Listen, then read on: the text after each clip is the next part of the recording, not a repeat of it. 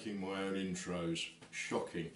I'm very pleased to have just watched George's answers.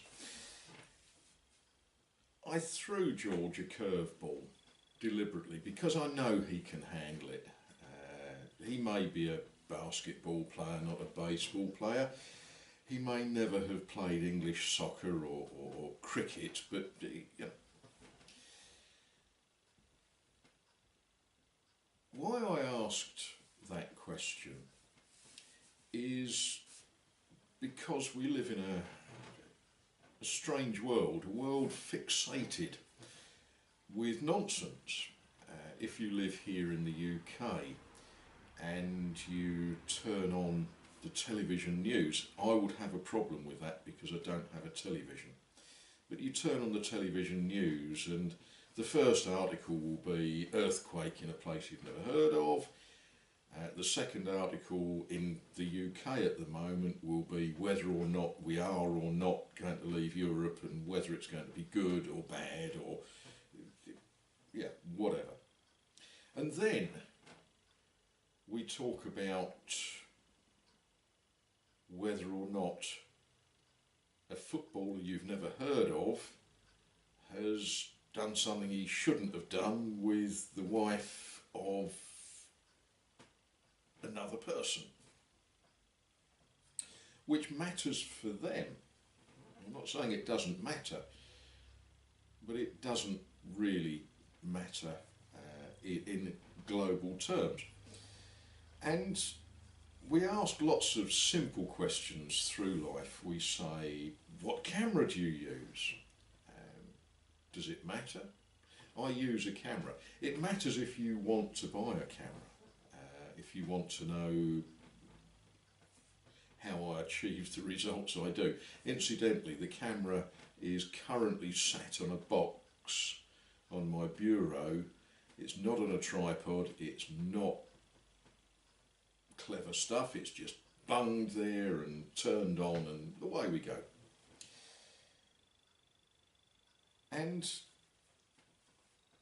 we don't, each of us, spend time thinking about the meaning of life, the purpose. Why am I here? What am I supposed to be doing at silly o'clock on a Tuesday morning?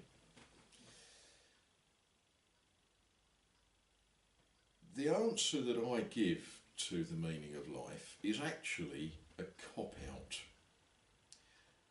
because I don't think that my nut is big enough to encompass the meaning of life.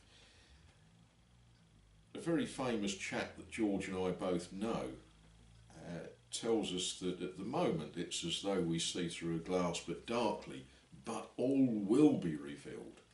And I sort of live with that, I rub along with that. I don't think in this life I will ever know the meaning of life.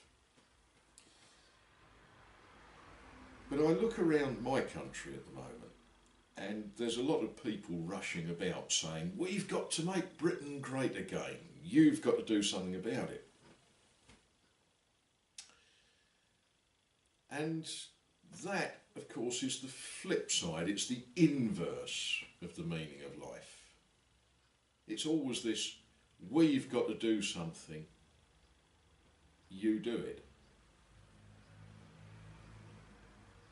It does take us back to why I make videos and put on YouTube, because I like watching YouTube. I like watching people hanging carriage doors and watching trains go by and all of those wonderful things that folk get up to. But if I only ever watch and don't do, then where does all of that come from? If I only ever sit and say something needs to be done, you need to do it, then it ain't gonna happen. And for me, the meaning of life, a start, a little glimmer of the meaning of life, is getting on and doing things. Getting on and planting daffodil bulbs so that the street looks pretty next year. Now you might say, what a waste of time. I never see the street in daylight. But I've done it.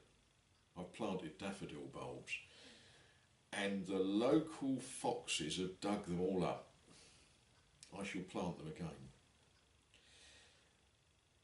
In asking the question, what is the meaning of life, I don't expect an answer. I expect bits of an answer. I expect different people's takes on it.